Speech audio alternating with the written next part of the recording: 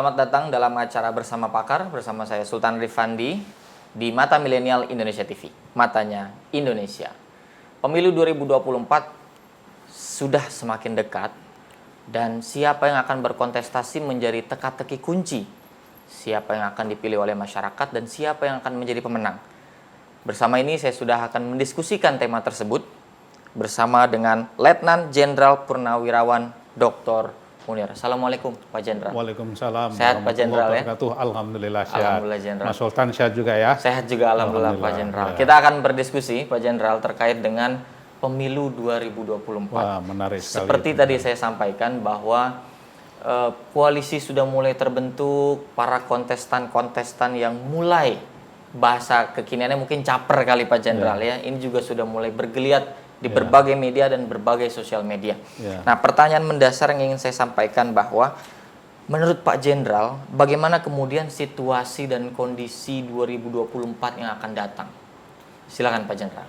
Baik, terima kasih Mas Sultan. Yang pertama saya senang sekali diundang pada satu forum yang penting. Ya, forum pagi hari ini yang membahas tentang bagaimana tren menuju ke 2024. Jadi kita memahami siklus di dalam sistem pemerintahan Indonesia itu kan siklus 5 tahunan. Pesta demokrasi rakyat untuk memilih para calon pemimpin, dalam hal ini presiden, wakil presiden, calon legislatif, DPD. Untuk 2024 ini satu pelaksanaan pesta demokrasi yang khas. Berbeda dengan pemilu-pemilu sebelumnya. Apa yang membedakan itu Pak kira-kira Pak? Jadi kali ini akan dilaksanakan pemilu serentaknya serentak. Serentak. Kalau 2019 itu serentak juga tapi tidak seserentak 2024. Iya, ini serentaknya serentak. Kenapa saya katakan begitu? Karena nanti rakyat itu akan memilih presiden, wakil presiden satu paket. Legislatifnya itu dari DPR RI tingkat pusat, DPRD provinsi, DPRD kabupaten kota dan DPD sekaligus dalam satu hari. Sekaligus. Ya, tanggal 14 Februari 2024. Sekaligus. Ini suatu ya bukan uji coba ya. Ini dilaksanakan dari hasil evaluasi pelaksanaan pemilu sebelumnya. Ya, kalau pelaksanaan pemilu sebelumnya itu kan terpisah pemilihan eksekutif yaitu presiden dan wakil presiden dengan legislatif dan DPR. Nah, dari evaluasi kita bersama kita melihat dampaknya. Masyarakat terkotak-kotak cukup lama. Biasanya kan pemilihan umum legislatif dulu. Pada saat itu rakyat sudah terkotak-kotak. Sesuai dengan afiliasi parpol-parpol masing-masing. Artinya polarisasi itu mengkristal ya Pak ya? Iya, jadi terkotak-kotak parpol, terkotak-kotak caleg. Nah, ini kadang-kadang tidak cukup setahun 2 tahun. Belum selesai itu ada pilpres. Lebih-lebih. Nah, ini pengalaman dari masa-masa lalu, masa-masa pemilu yang lalu. Nah, yang akan datang 2024 ini dicoba ya. Atau akan dilaksanakan pemilu serentak tadi yang saya bilang. Ya memang itu tentu akan lebih capek, akan lebih krusial, ya terutama bagi KPU sebagai penyelenggara pemilihan umum. Karena secara rundown prosedurnya luar biasa mepet sekali. Padat, waktu. Jadi KPU dituntut yang pertama profesional, ya profesional dalam manajemen pelaksanaan pemilihan umum ini tidak mudah. Ya, dari berbagai sisi situasi aspek negara Indonesia ya, baik kondisi demografisnya, ya, yang tersebar pada pulau-pulau, ya, geografisnya lebih-lebih. Yang gampangnya contoh ya, distribusi logistik. Itu saya sudah sangat sulit sekali mungkin Pak Jenderal. Ini sampai terakhir 2019 kita mendengar ada kotak suara, belum sampai TPS, sampai hari H. Karena saking di pelosoknya demografi daerah tersebut. Ini kan sebetulnya menurut teorinya kan tidak boleh. Betul. Ya enggak.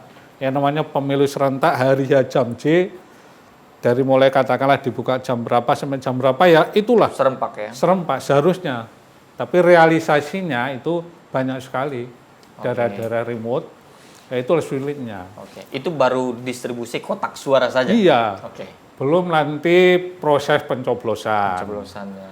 Nah, kita melihat, ya kalau pemilu kan saya sudah nyoblos pemilu yang lalu. Pertama kali nyoblos setelah saya pensiun ya, Oke. 2019.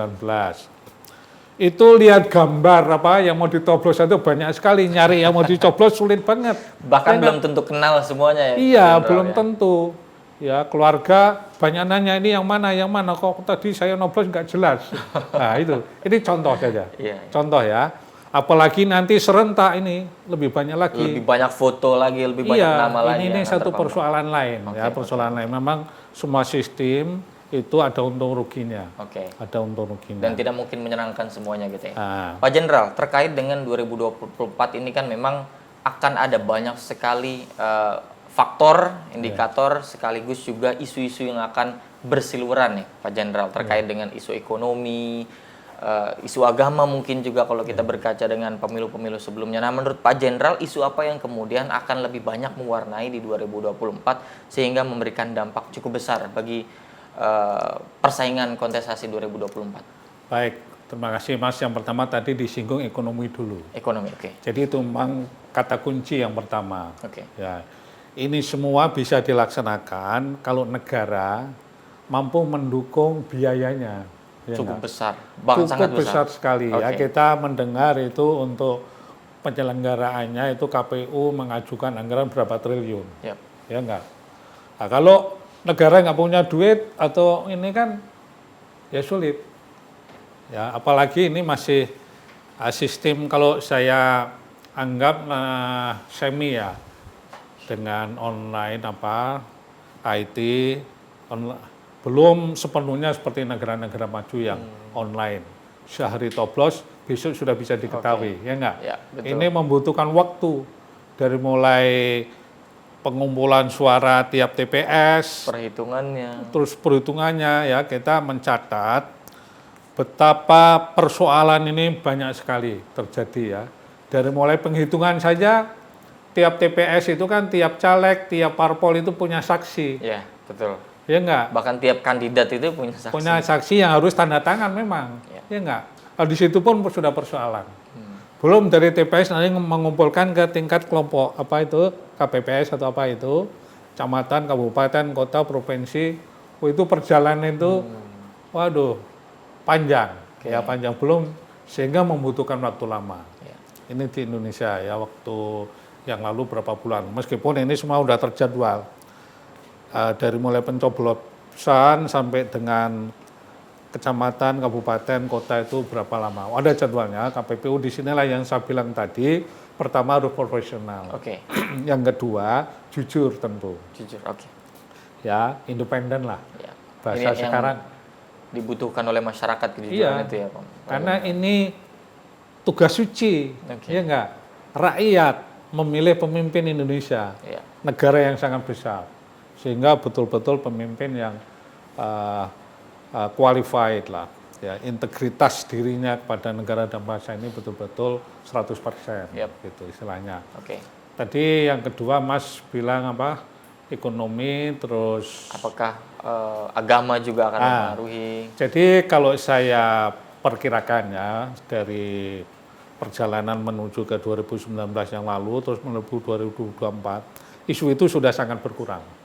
Isu itu sudah sangat Ya, berkurang. Oke. sudah sangat berkurang dan katakanlah ya kalau bahasa lain tidak laku lagi. Enggak laku. Karena kenapa 2019 kemarin terjadi isu agama di ini, itu ada kejadian-kejadian, peristiwa-peristiwa yang mengawali menuju 2019. Ya, ada kejadian 212, Oke. ada Pilgub DKI, itu yang kemudian menjadi dikapitalisasi, istilahnya gitu. Tapi ini kan semua kehendak yang Maha Kuasa ya. Kalau menurut saya ya, secara pribadi saya berpendapat itu semua ya skenario besar dari Maha Kuasa sehingga menuju seperti kondisi saat ini. Nah, 2024 sudah agak berkurang. Sudah agak berkurang. Karena saya melihat masyarakat Indonesia kan semakin cerdas. Oke. Masyarakat Indonesia saya lihat semakin cerdas. Yang kedua, mendambakan suatu kedamaian, Mendambakan suatu kedamaian. ketenangan, Oke. ya enggak. Kemudian Jadi apa nggak ya? suka gaduh-gaduh yang Ya, nggak benturan suka. yang luar biasa itu nggak suka masyarakat. Sesungguhnya Pak Jenderal. masyarakat itu nggak Oke. suka lah, karena Oke. apa ya? Masyarakat juga kan tadi perlu aktivitas Yap. untuk kehidupan sehari-hari, tadi untuk ekonomi keluarga, ya enggak. Kalau gaduh-gaduh mau lewat saja takut, takut. Jadi nggak bisa bekerja. Betul. Ya, jadi itu Pak. Jadi tadi yang kedua isu agama sudah nggak ini lagi, dan yang ketiga menurut saya situasi keamanan itu yang terpenting. Situasi keamanan. Nah, Apa yang keamanan. maksud situasi keamanannya, Pak? Ya kan kalau bicara keamanan itu kan adalah satu kondisi dihadapkan pada adanya potensi ancaman, Oke. ancaman, gangguan, hambatan, ya. Kalau ada ancaman, gangguan, hambatan, dan tantangan ini tidak bisa kita atasi. Karena setiap kegiatan pasti ada itu. Pasti siap. Potensi ancaman itu selalu Yap. ada. Jadi suatu kegiatan yang direncanakan dengan baik, dia harus mampu mendetek sedini mungkin adanya potensi ancaman, gangguan yang mungkin akan mengganggu. Jadi semua deteksi itu harus terbaca. Harus terbaca, Oke.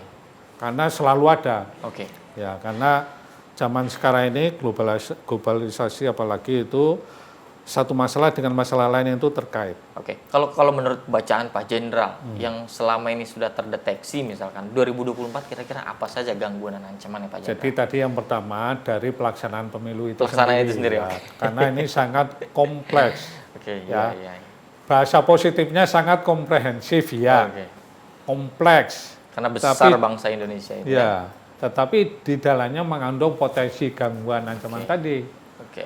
Yang pertama berawal dari, mohon maaf ini termasuk pesan saya ke KPU. Oke. Ya, harus profesional. Oke. Artinya profesional, dia SDM dari mulai ketua sampai seluruh anggota sampai TPS itu profesional, jujur tadi, independen. Oke. Betul-betul dari kondisi fisiknya siap, ya. Kan 2019 banyak yang meninggal tuh, Iya, betul. sampai 500-an, bayangkan, ya. 500. Ya pengalaman saya militer tugas operasi nggak sampai segitu korban. Ya enggak, ini 500. Jadi Banyak sekali. Jadi dari sistem penyelenggara pun itu bisa menjadi deteksi awal ancaman. Ya, itu yang gangguannya. pertama, yang Oke. intinya. Karena dari situ nanti terjadi keteledoran, kesalahan, Ya. ini memancing. Kesalahan-kesalahan teknis itu Iya. bisa berdampak besar ya Pak Jenderal. Ya? Memancing, yang pertama ketidakpuasan. Oke. Yang kedua kedongkolan, kemarahan, nanti bisa kerusuhan. Sudah ujung-ujungnya. tidak kepala dingin lagi itu menyelesaikan masalahnya. Ya ini memang berangkat dari situ Pak. Oke, oke. Kalau sistem yang lain saya melihat dari mulai perangkat lunak dan sebagainya sudah bagus. Oke. Indonesia sudah sangat bagus dibandingkan oleh negara manapun. Sesuai dengan kondisi yang ada di Indonesia, maka sistem polanya dia sudah yang bagus. Tetapi hal-hal kecil tadi yang ini. Ya. Itu yang pertama dari KPU-nya. Oke. Yang kedua tentu Bawaslu. Bawaslu Nah, yang ketiga parpol sendiri. partai politik itu sendiri. Nah, Oke. sebagai kontestan yang ikut pemilu, dia harus siap. Oke. Ya kan memang parpol-parpol itu kalau kita lihat dari AD, ART, anggaran dasar, anggaran rumah tangga semuanya bagus. Nggak ada yang jelek. Secara tekstual itu tujuannya mulia Bagus semua. Semuanya untuk mencapai tujuan nasional Indonesia. Oke. Apa sih tujuan nasional Indonesia? Jadi tujuan nasional Indonesia yang sudah ditetapkan oleh para founding fathers kita di dalam pembukaan UUD 45 itu ada 4. Apa coba? Yang PBNU kalau disingkat begitu ya Pak ya. Yang pertama ya, jadi negara itu ya, bicara negara itu yaitu kita akan memilih pemimpin negara. Oke. Orang yang nanti terpilih dia mengemban amanah untuk yang pertama bisa melindungi Oke. segenap warga negara tumpah darah Ini Indonesia. tugas konstitusi. Tugas konstitusi. Dan itu harus yang pertama, yang tertinggi. Nggak boleh melaksanakan hal-hal lain sebelum itu tercapai. Melindungi segenap bangsa Indonesia. Apa sih maksudnya ya? Ini uraiannya panjang. Oke. Yang kedua, mewujudkan kesejahteraan umum. Memang kesejahteraan. sebagai presiden nanti dia harus menjalankan pemerintahan untuk meningkatkan kesejahteraan. Membuat situasi agar masyarakatnya sejahtera ya Pak ya? Sejahtera, Oke. sehat, pendidikan, aksesnya bagus, bisa bekerja, Harga pokok pangan dan lain-lain dan sebagainya. Ya. Kalau tadi kan melindungi itu dari aspek keamanan dari gangguan negara lain dan sebagainya. Yang ketiga, mencerdaskan kehidupan bangsa. Ini amanat konstitusi. Amanat konstitusi. Yang keempat, ya negara ikut serta dalam ya perdamaian dunia yang Perdamaian abadi dunia. Oke. sesuai dengan keadilan dan peri kemanusiaan. Oke. Nomor 4, ini sudah tertulis nyata di situ di alinea berapa di pembukaan UUD 45. Oke. Sebagai kalau menurut ininya kan pembukaan UUD 45 itu merupakan pokok-pokok kaidah nasional yang fundamental. Ibarat apa ya, pondasinya sebuah rumah. Setiap rumah kan punya pondasi. Pondasi negara ini itu tertulis di situ di pembukaan UUD 45. Artinya bangunan setinggi apapun tergantung pada pondasinya Iya. kuat atau tidak ya Pak Jenderal ya. Iya, makanya nanti presiden termasuk legislatif DPD yang terpilih itu harus ingat itu. Oke. Melalui ya katakanlah mereka memang dari parpol. Ya parpol kan punya anggaran dasar, anggaran rumah tangga masing-masing. Sesuai dengan warnanya, ada warna ini kan. Ya. Tapi silahkan. Memang Ya, namanya ya. beda kepala kan beda pikiran. Betul sekali. Sama beda partai apalagi. Apalagi beda Tetapi partai. tujuan nasional harus itu. Oke. Tidak boleh punya yang lain. Pak Jenderal, Ya. terkait dengan kalau kita melihat sekarang kan nama-nama yang dimunculkan di dalam media, kemudian survei dan lain-lain sebagainya itu kan sudah banyak dan hampir itu saja yang kemudian kita lihat Pak Jenderal ya. Nah, sebetulnya apa sih dan yang kriteria apa yang dibutuhkan masyarakat untuk dipilih di 2024 nanti? Baik, benar Mas Sultan, kalau kita dengar, kita cermati, ya ini sudah mulai ya, bahkan sudah mulai beberapa waktu yang lalu itu muncul ya. Dari mulai koalisi parpol ya, kemudian nama-nama capres, cawapres, itu melalui lembaga survei banyak sekali sudah muncul ya. Jadi saya tidak menyebut nama atau nama capres maupun parpol ya. Ya silahkan itu nanti masyarakat akan melihat, akan mencermati nama-nama itu, parpol-parpol itu, kemudian menilai dalam hati, oh ini cocok dengan aspirasi saya. Nanti kalau saya milih ini harapan saya saya akan bisa bekerja lebih enak dan sebagainya itu kan harapan tentu dalam memilih. Ini juga harapan saya secara pribadi, Mas. Harapan saya masyarakat memilih yang tepat. Memilih yang tepat. Yang sesuai dengan tadi tujuan nasional tadi. Sebagai goal, sasaran akhir negara ini ya. Jangan sampai salah pilih itu. Nama-nama itu kan lembaga survei, ya enggak? Lembaga survei memang ya itulah macam-macam. Jadi menurut saya masyarakat sudah dewasa tadi akan memilih yang tepat. Siapa sih yang tepat itu? Menurut saya yang tadi calon pemimpin yang memiliki integritas 100% kepada negara dan bangsa Indonesia. Ya. Integritas dirinya ya. Setelah terpilih itu 100% untuk negara dan bangsa. Ya. Bukan untuk yang lain-lain. Bukan untuk kepentingan yang lain, tapi kepentingannya untuk bangsa dan negara. Iya, gitu, memang itu tujuannya. Oke. Tapi kan memang di 2024 nanti kita akan presidential threshold 20% itu akan menjadi semacam rumus dasar lah. Bagaimana kemudian partai berkoalisi. Nah, kalau kita bicara sistem presidential threshold tadi, Pak Jenderal, bagaimana kemudian pandangan Pak Jenderal terkait dengan presidential threshold 20%. Kita akan jawab di segmen berikutnya, Pak Jenderal. Jangan kemana-mana, kita akan kembali pada segmen berikut.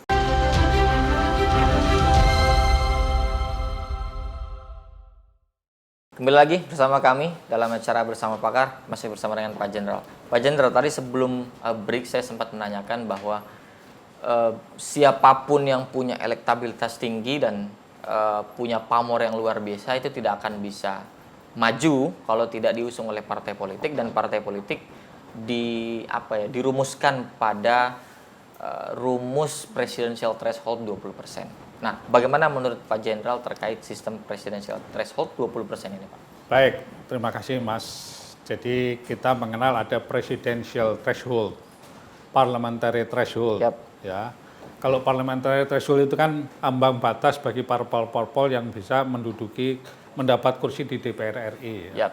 Dan itu kalau 4% ya, kemarin ya. kalau presidential threshold itu sama ambang batas parpol atau koalisi parpol yang bisa mencalonkan ya pilihannya untuk dicapreskan, kan itu presidential threshold. Di mana menurut Undang-Undang Pemilu nanti itu 20%. Yap. Tentu Mas, jadi undang-undang ini disusunkan bukan sekonyong-konyong. Oke. Ya. Undang-undang ini disusun adalah latar belakang panjang ya. Kebetulan saya dulu waktu Lemhanas itu antara lain mendiskusikan ini panjang lebar selama Lemhanas ya. Kenapa sampai 20%? Yap. Ini dilakukan akibat dari dampak tadi yang di depan saya singgung. Perpecahan yang luas ya. Kalau presiden threshold-nya rendah, itu tiap partai bisa mencalonkan. Ya enggak? Calonnya banyak. Nah, semakin terkotak-kotak. Nah, semuanya memang ada untung ruginya. Ada untung ruginya. Kalau banyak untungnya apa, ruginya apa. Nah, tentu kalau banyak terkotak-kotaknya banyak. Mungkin dalam satu rumah saja ada yang milih calon A, adiknya calon B, adiknya lagi calon C. Jadi bisa berbeda dalam satu rumah. Itu dalam rumah, apalagi negara. Ya. Jadi kalau sedikit, ya harapannya kalau threshold-nya tinggi itu sebetulnya, ya calonnya tidak banyak. Artinya calon-calon terpilih yang berkualitas, memenuhi kriteria tadi untuk tujuan nasional. Artinya ketika calonnya sedikit, hanya 2 atau 3, apakah kemudian potensi perpecahan itu bisa hilang juga, Pak Jenderal? Hilang sih tidak, tetap ada potensi. Terkotaknya yang pertama ya. Terkotak-kotak itu ada 2 kemungkinan Mas. Terkotak-kotak tapi damai, terkotak-kotak konflik. Ini tergantung karakter masing-masing. Ya enggak? Kalau misalnya nanti kotak A katakanlah atau warna ini ya menang. Dia meskipun menang terus tidak jumawa. Ya, karena saya menang ini karena strategi saya tepat. Strategi untuk memenangkan ya calonnya.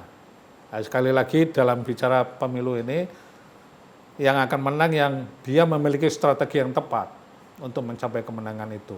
Ya bukan asal-asalan. Nah, dari awal dia sudah menyusun strategi, kemudian pentahapan untuk mencapai kemenangan itu dari backward planning-nya istilahnya itu tepat. Itu yang akan menang. Ya. Kemudian yang kalah ya harus legowo istilahnya. Oh iya ya saya kalah kali ini. Ini yang dibutuhkan. Ya tadi faktor ketiga, tadi yang pertama kan KPU, kedua parpol, kontestan yang kalah itu harus legowo, ya saya kalah, menerima. Nah, kadang-kadang yang terjadi ya tidak hanya di Indonesia saja, ya. Di negara mohon maaf sebesar Amerika saja yang kalah belum menerima sepenuhnya, masih mengatakan dia kalah karena dicurangi dan sebagainya. Ini karena sulitnya penyelenggaraan ini memang ya tadi banyak persoalannya. Kalau tidak ada kedewasaan itu justru akan benturan-benturan itu terjadi. Itu. Jadi dari pengalaman 2019, 2014, 2009 kita cermati, pemilu selalu ada persoalan. Kebetulan saya juga mencermati. Tapi ini kan memang yang persoalan 20% sudah banyak yang menjiar, mengajukan judicial review ke MK, dan tuntutan mereka menghapuskan presidential threshold menjadi 0% misalkan. Nah, bagaimana kira-kira menurut Pak Jenderal? Menurut saya tidak mungkin. Tidak mungkin. Dari satu sistem pemilihan umum yang didasarkan pada undang-undang aturan, tidak mungkin. Aturan sudah ditetapkan. Aturan ditetapkan tidak ujuk-ujuk, tidak sekonyong-konyong, sudah melalui tahapan yang panjang. Judicial review itu masih bisa saja dilakukan, itu merupakan hak hukum setiap warga negara atau kelompok tertentu ya. Silakan saja ya, judicial review ke MK itu boleh-boleh saja. Tetapi kan nanti di MK dilakukan sidang. Oke. Ya, nggak. Ya sekali lagi proses peradilan itu boleh saja. Nah, tentu dalam sidang nanti akan dipelajari ya di ini ya. Artinya 0% itu tidak mungkin Kalau kemudian 0% Mas Sultan bisa nyalonkan. Nyalonkan Pak capres. Jenderal juga bisa ya. Ya, tapi saya tahu diri lah. Oh, Saya tahu diri, saya nggak akan. Oke, jadi secara dampak, secara aturan kan tadi tidak boleh, kemudian secara maslahatnya juga kemungkinan kalau 0% itu tidak dapat Tidak. dipercaya. Oke. Dan saya secara pribadi tidak setuju Oke. kalau 0% ya. Oke, oke. 0% artinya nggak ada ambang batas. Siapa saja bisa. Mas, Mbak kameramen ini bisa. Iya nggak? Ya, Kita ya, ya. 0%. Nah kalau 5% itu kan partai-partai yang perolehannya minimal 5% boleh. Oh, itu pun sudah banyak sekali. Sudah banyak sekali. Paling tidak kan dari hasil 2019, kalau kita lihat hasil pemilu rankingnya kan paling tinggi PDIP, kedua Gerindra, ketiga Golkar, keempat PKB, kelima Nasdem, keenam PKS, ketujuh Demokrat, kedelapan itu PAN, kesembilan PP3. P3. Nah, P3 saja berapa persen itu? Ya. 4,5 sekian. Katakanlah boleh 4 ya. 4,5% Berarti kalau tidak belum salah. memenuhi 5% kan, enggak boleh. Kalau PAN nggak nyampe juga ya. Nggak nyampe juga kalau. Nah, artinya ya paling nggak 7. Paling tidak kalau thresholdnya di minimal ambang batasnya 5%. Ya, ya, ya. Nah itu. Kalau kemudian 5% ya. Kalau Ya. 2019 itu kan threshold parliamentary threshold itu 4% kalau tidak salah ya Pak Jenderal. Parliamentary threshold 4%, Ya. 4, sekian. Ya. Sehingga kan di bawah P3 itu kalau nggak salah Ada banyak ya Perindo, Perindo PSI, dan sebagainya, ya. PSI ya, nggak nyampe. Perindo, PSI itu meskipun di DPRD, DPRD dapat, tapi di Senayan nggak dapat. Ya, karena tidak mencapai ambang batas Ya. tadi ya Pak Jenderal. Itu Ini kan memang partai politik itu sudah mulai berkawan nih Pak Jenderal ya, Ya. sudah mulai koalisi, ada KIB yang sudah memang mendeklarasikan dan berbagai partai politik sedang membangun komunikasi-komunikasi politik. Nah, bagaimana Pak Jenderal ini melihat geliat-geliat partai politik membangun koalisi, Pak Jenderal? Ya itu, Mas, saya melihat itu bagian dari strategi tadi. Oke.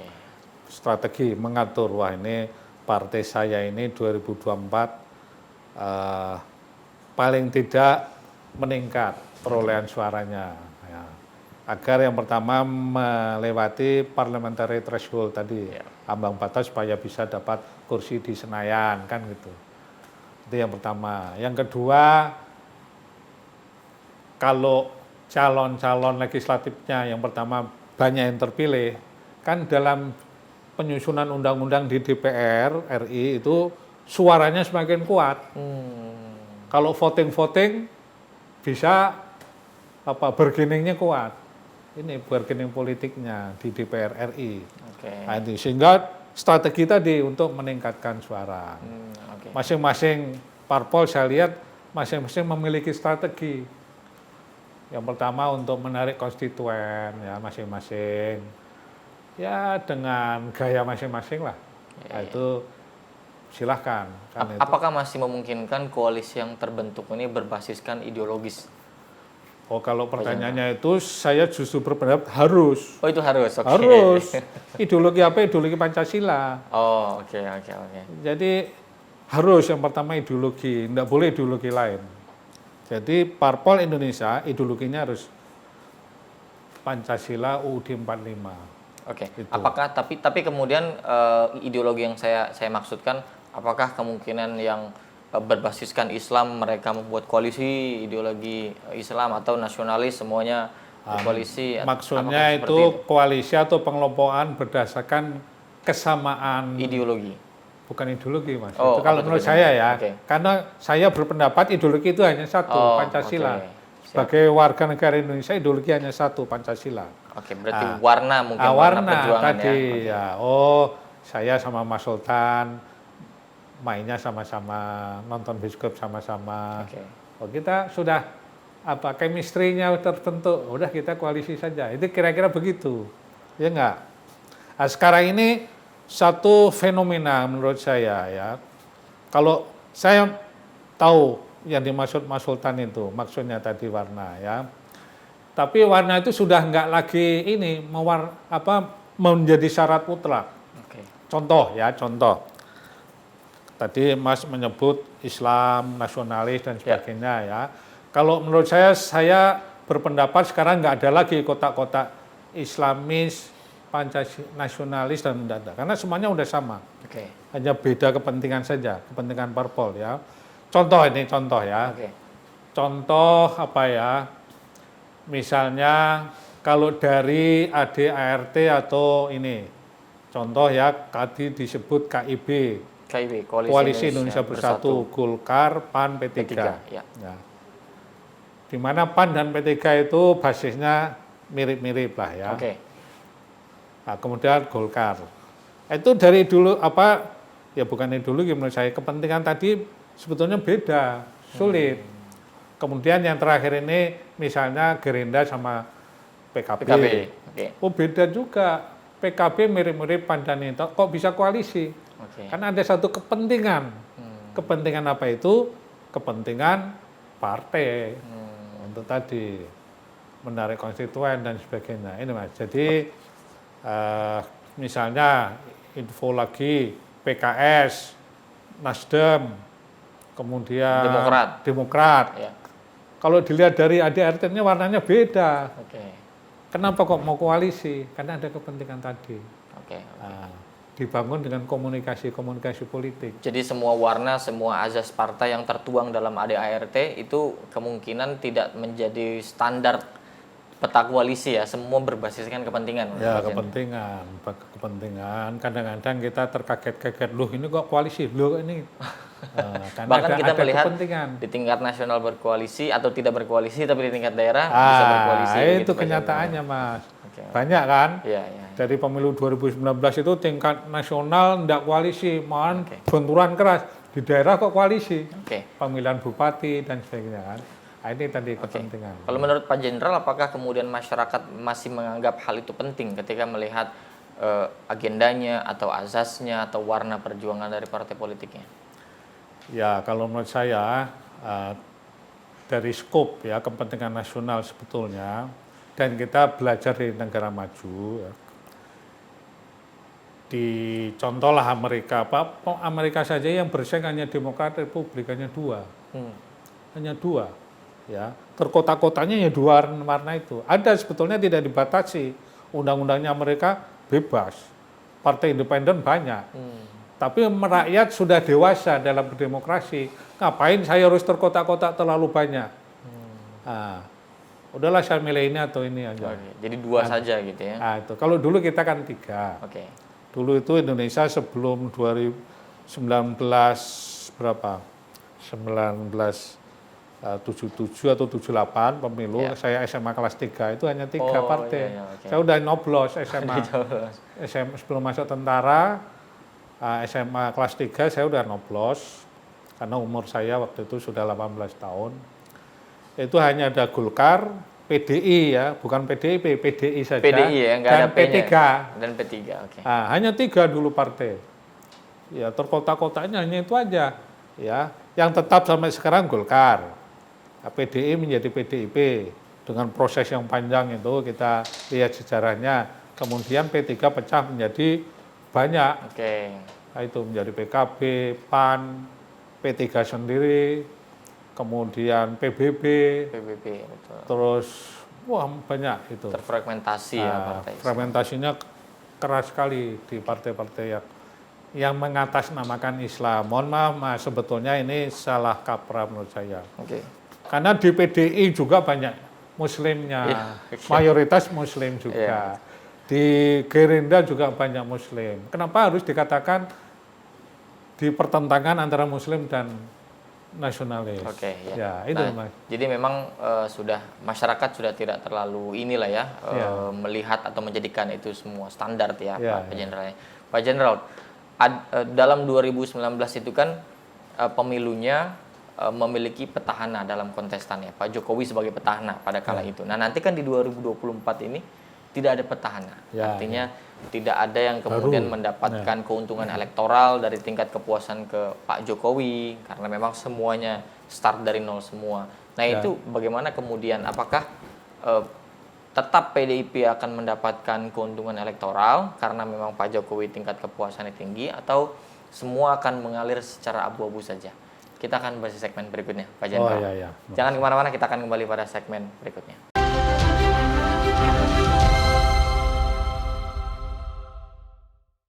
Kembali lagi bersama saya dalam acara Bersama Pakar. Masih bersama dengan Pak Jenderal. Pak Jenderal, tadi saya menyebutkan bahwa di 2024 ini kan nanti tidak ada petahana. Artinya semua akan berkontestasi dari nol dalam titik berangkat yang sama. Kalau 2019 mungkin ada teori efek ekor jas yang beberapa partai pengusung Pak Jokowi mendapatkan dampak elektoral yang cukup baik. Nah, nanti di 2024 tidak ada petahana, bagaimana menurut Pak Jenderal? Baik, terima kasih. Ini bagus sekali pertanyaan terkait pemilu 2024 di mana petahana nggak ada. Artinya kan presiden sekarang yang terpilih 2019 Pak Jokowi melanjutkan termin sebelumnya. Terpilih 2014. Memang ideal itu 2 periode ini sehingga kebijakan strategi pembangunan nasional itu ada keberlanjutan. Nah, dari 2 periode ini kan kita melihat banyak hasil yang sudah dicapai. Ya enggak. Tentu hasil itu tidak sempurna. Yang sempurna itu kan Tuhan. Ya, pasti ada kurangnya, tetapi kan juga banyak lebihnya. Ini yang harus kita akui ya. Sehingga saya di sini mengatakan, berpikir tujuan nasional Indonesia jangka panjang. Ya, saya bicara bukannya untuk 5 tahun, 10 tahun, 15 tahun. Kita bercita-cita ingin, kalau saya selalu mengatakan dalam hati saya, kita ingin Indonesia selama-lamanya. Bukan Indonesia 5 tahun, 10 tahun, bukan Indonesia masa presiden ini, tidak. Tapi kita ingin Indonesia selama-lamanya tetap eksis. Ya. Contoh ya, ini contoh saya mohon maaf. Kita melihat sejarah perjalanan bangsa kita, dulu ada kerajaan Sriwijaya, Mojopahit. Contoh Mojopahit yang jaya itu kan 200 tahun. Ya, dari mulai 293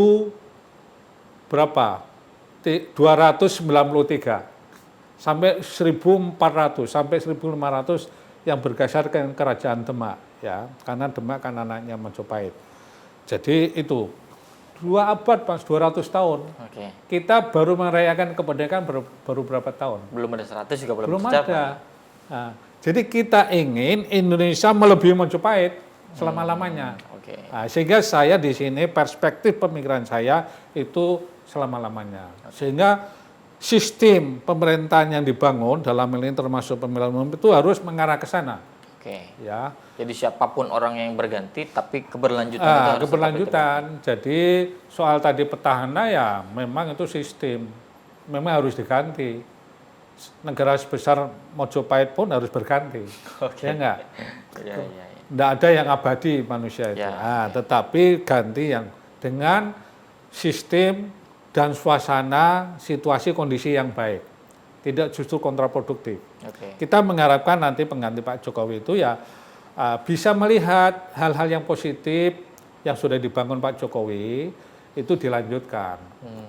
Kadang-kadang yang terjadi, ya mohon maaf ini yang terjadi yang saya lihat kadang-kadang pengganti itu dari dulu-dulu saya lihat apakah pengganti gubernur, bupati, bahkan kepala sekolah itu beda semua langsung ya? Diganti total. Jadi ibarat tren ya, yang seharusnya misalnya pejabat A ya, dalam sasaran dia baru mencapai angka 6 atau 7. Ya, pejabat penggantinya lanjutkanlah 7, 8 sampai 9. Jangan 6 dibubarkan semua dan ganti 0 lagi. Itu berat, Mas. Berat. Jadi apa yang dicapai masa lalu itu kan tidak semuanya jelek. Menurut saya ada hal-hal yang positif harus dilanjutkan. Dan itu tidak terkecuali orangnya ganti, partai politiknya ganti, itu tetap harus ada keberlanjutan ya Pak Jenderal ya. Ya kita contohlah, kita benchmark saja misalnya Jepang ya. Boleh setiap bulan PM-nya ganti, tapi sistem pembangunannya tetap jalan. Nah, itu kan PM ini hanya mengemban amanah. Betul. Nah, jadi dia harus berpikir kepentingan negara itu yang nomor satu. Oke. Itu Mas ini. Pak Jenderal, ini kan ada fenomena di mana kepala-kepala daerah yang memiliki elektabilitas tinggi, Ya. katakanlah ada gubernur Jawa Tengah, ada gubernur DKI Jakarta, gubernur ada banyak gubernur yang memiliki elektabilitas tinggi, Ya. dan tetapi mereka bukan pemilik sah partai politik, bukan penentu dan bahkan tidak memiliki partai politik. Ya. Nah, bagaimana Pak Jenderal melihat hal itu? Yaitu satu kenyataan. Ya. Oke. Bukan lagi fenomena, kenyataan. Ya. Di situ ada Gubernur DKI Pak Anies Baswedan, Jawa Barat Pak Ridwan Kamil, Jawa Tengah Pak Ganjar Pranowo ya. Jadi bahkan dari survei terakhir itu kan Pak Ganjar Pranowo, Pak Anies Baswedan itu bersaing ya. Iya. Jadi itu tidak masalah. Ibaratnya partai itu kan kendaraan, karena sesuai undang-undang yang boleh mencalonkan capres, Adalah capres partai itu politik. partai, Oke. sesuai dengan presidential threshold tadi, ya nggak masalah. Tentu partai juga dalam menentukan capres cawapresnya dia sudah melalui satu tahapan yang panjang, penilaian yang panjang, Ya. karena dia ingin yang dicapreskan berhasil, ya. Itu tadi kalau kita lihat ya. Jadi sampai sekarang kita cermati kan partai-partai ini, wah mau ngusung siapa nih ya enggak? Masih Nah, mencari-cari. Iya. Kalau tadi Mas bilang itu sebetulnya saya luruskan. Kalau Pak Ganjar kan jelas partainya. Oke. Yang nggak punya partai kan Pak Anies sama Pak Ridwan Ridwan. Kamil, iya. Ya, Pak Ridwan Meskipun Kamil. bukan ketua umum partai, Pak Ganjar Bukan, Pranowo. ya. Ya. Tapi orang yang dicalonkan oleh koalisi. Itu nggak masalah, Mas. Itu Oke. sistem. Oke. Mas juga nanti boleh saja dipilih. Oke. Dari, Oke, jadi itu nggak masalah ya, nggak masalah. Pak Jenderal. Karena itu sudah diatur dalam Oke. aturannya. Pak Jenderal, terkait dengan tadi disinggung mengenai keamanan nasional. Bagaimana kemudian Pak Jenderal membaca dinamika politik menjelang Pilpres 2024 ini, apakah berpengaruh, mengancam, atau seperti apa terkait dengan keamanan nasional, Pak Ini Jenderal? pertanyaan sangat strategis. Penting. Karena bicara keamanan nasional itu kita tidak terlepas dari pengaruh globalisasi. Oke. Dinamika global, regional, dan nasional. Oke. Contoh saja lah. Dinamika global yang terjadi saat ini kan sedang pecah perang Rusia-Ukraina. Oke. Itu pun dampaknya tadi ke dampak ekonomi. Yang saya bilang di depan, ekonomi kunci pertama. Ekonomi menjadi kunci. Oke. Nah, itu dampak ya. Harga minyak berapa sekarang? Kabarnya terakhir sudah mulai menurun mungkin ya. Ya, tapi masih di atas. Tapi masih tinggi, betul. Masih di atas asumsi APBN kita. Betul. Kalau nggak salah, APBN kita mengasumsikan harga minyak itu $60 per barel.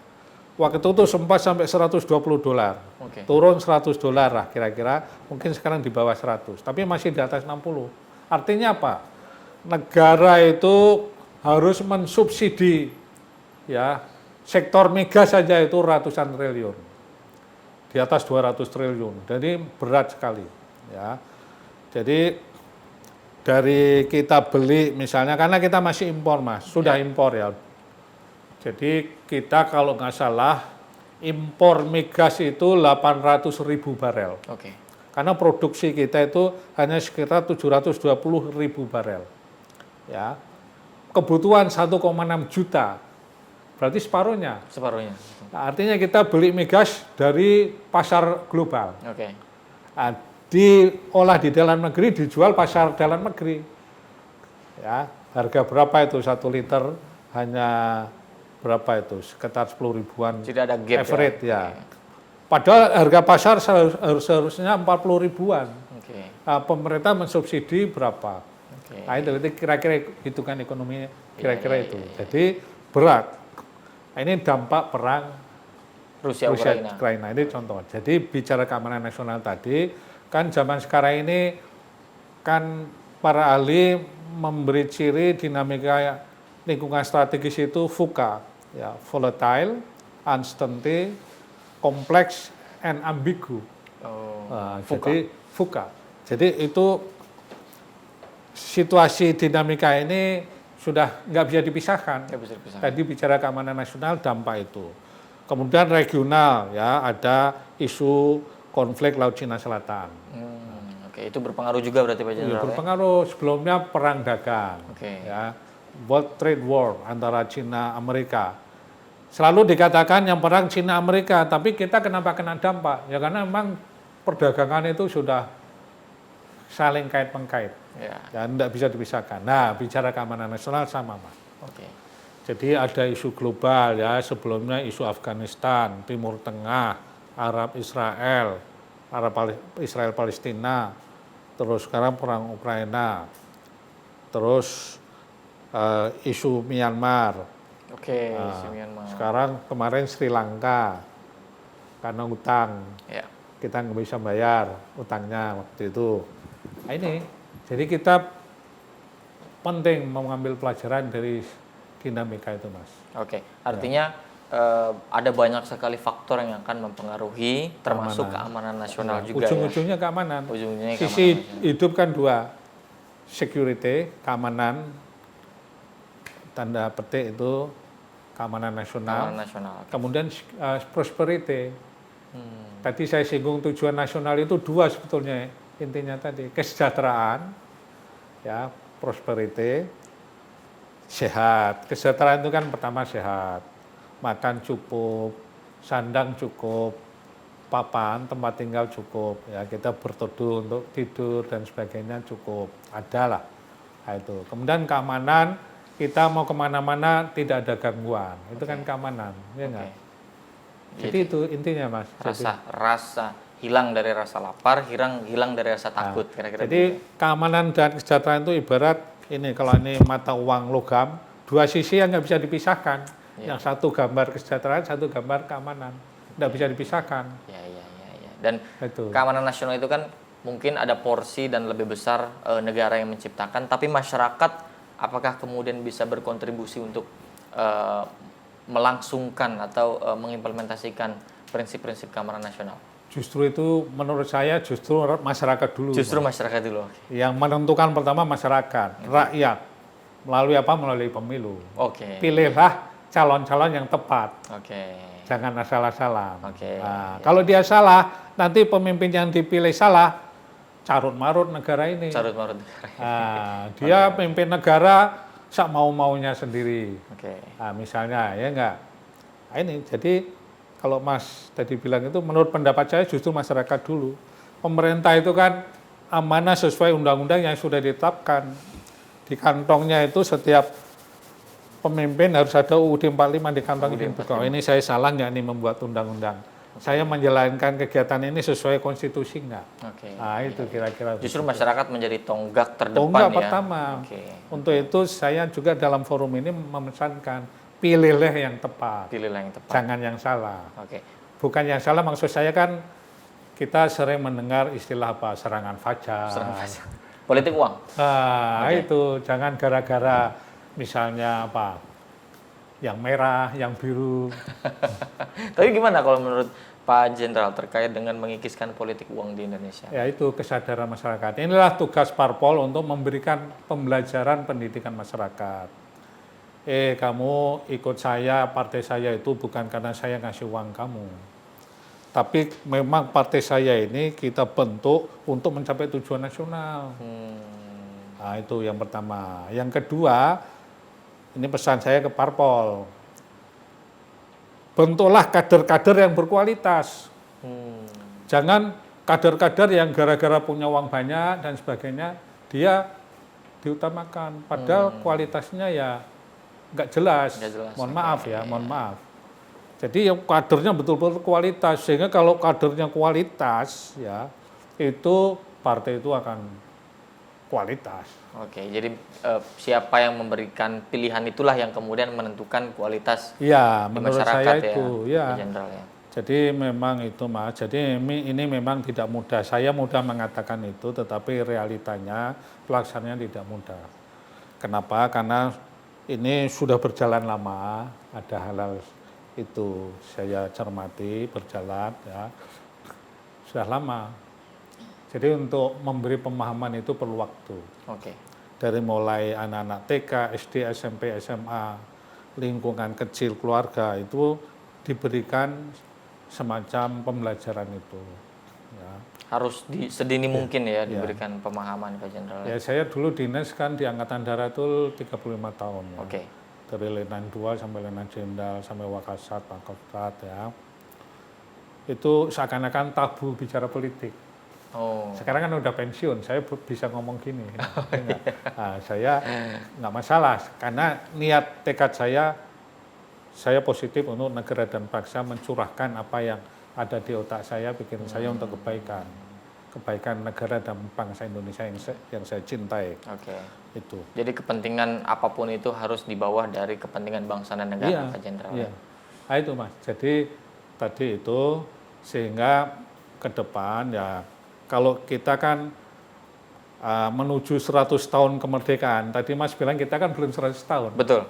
100 tahunnya kan 2045. 2045. Mas umur berapa sekarang? Saya 26 menuju 27. Wah, masih muda sekali. Nanti 2045 umur berapa? Kira-kira berapa ya? Artinya masih Masih produktif lah, oke. Ya, ya. Saya ingin mendengar nanti insya Allah ya, Oke. 2045, oh Mas Sultan. Gitu, kan. Nah, kira-kira gitu, kira-kira ya. Ya, ya. Jadi menuju 1 abad, milestone Indonesia Milestone, merdeka, oke. itu kita harapkan Indonesia sudah settle. Oke. Karena Secara menurut demokrasi sudah settle gitu ya. ekonomi, demokrasi, keamanan, dan sebagainya Dan lah. sebagainya. Karena banyak institusi, katakanlah ekonomi ya, misalnya McKinsey Global Economic itu meramalkan Indonesia 2030 atau sebelumnya itu masuk kekuatan ekonomi 5 besar dunia, Oke. the big five.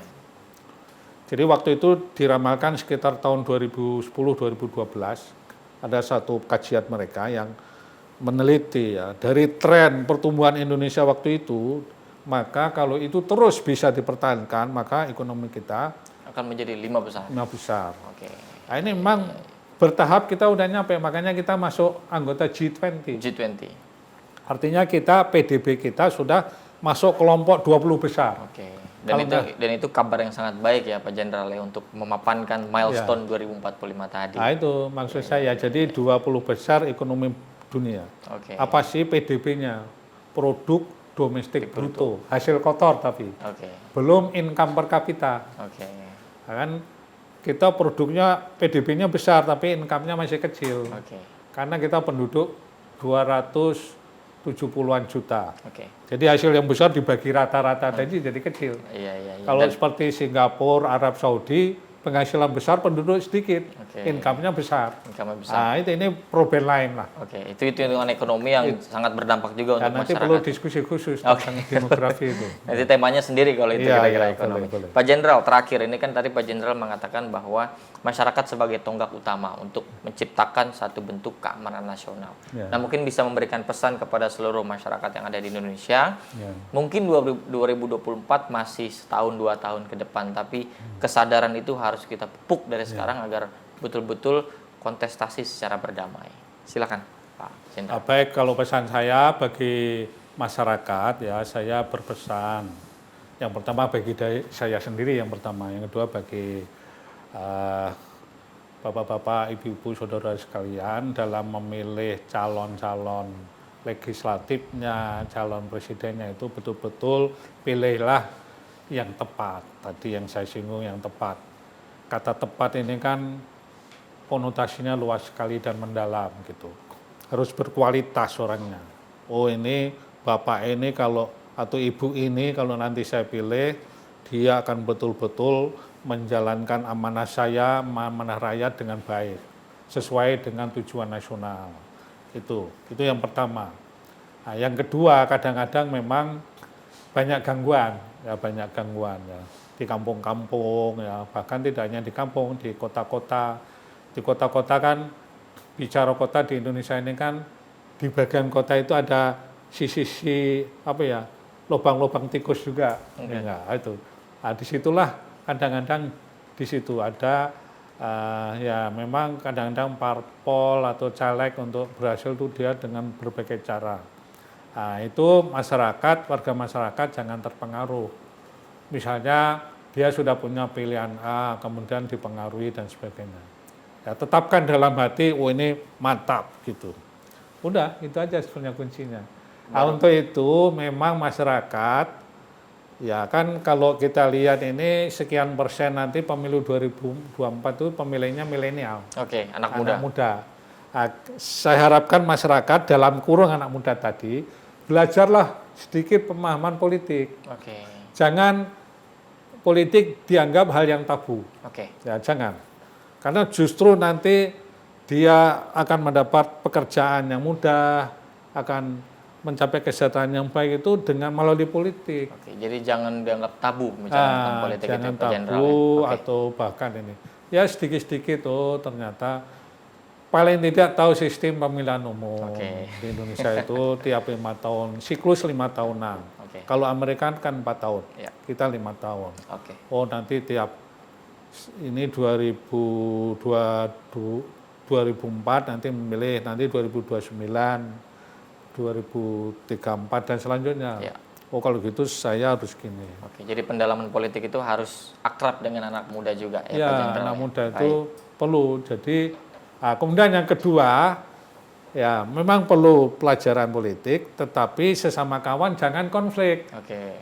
Saya dengan Mas Sultan mungkin beda politik, Oke. tapi jangan gara-gara beda terus nggak mau duduk Bermusuhan. sama-sama. Oke. Tidak. Ya, ya, ya, ya. Ah, Baik. itu Mas. Terima kasih banyak Pak Jenderal. Ya. Semoga apa yang kemudian disampaikan Pak Jenderal ini betul-betul terimplementasikan Insya dalam Allah. pemilu 2024. Insya Allah. Sekali lagi terima kasih Pak Jenderal. Sama-sama Mas. Terima kasih para pemirsa yang telah menyaksikan bersama Pakar. Saya Sultan Rifandi pamit undur diri. Tetap saksikan bersama Pakar hanya di Mata Milenial Indonesia TV. Matanya Indonesia.